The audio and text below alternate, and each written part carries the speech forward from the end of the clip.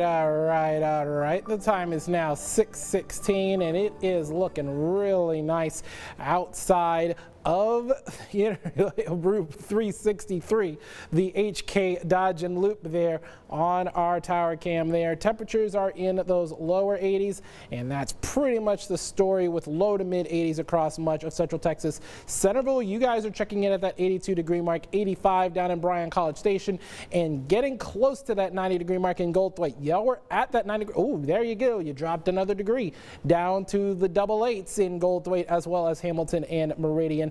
Now, the reason we've been mostly dry is this area of high pressure situated solidly over portions of Oklahoma and Arkansas, and that's circling in an easterly flow. And with that easterly flow, with that drier air in place, we're not going to see much in terms of cloud cover over these next couple of days. Could be briefly partly cloudy, but other than that, we're just going to be mostly dry over these next few days. And with the drought being at around an abnormally dry for portions of Central Texas, we could use some rain, but no worries, it's coming. I'll tell you when in just a second. But pretty much looking at those lower 50s, low to mid 50s across much of Central Texas for tonight. So you may need the light jacket as you're heading out the door on your early Friday morning. It's still a light south wind though, so no real wind chill issues there. However, we're going to be in those mid to upper 80s for tomorrow with those partly cloudy skies. Just a light southeasterly breeze at around 8 miles an hour. And that means we could be seeing some of that moisture coming in off of that Gulf of Mexico.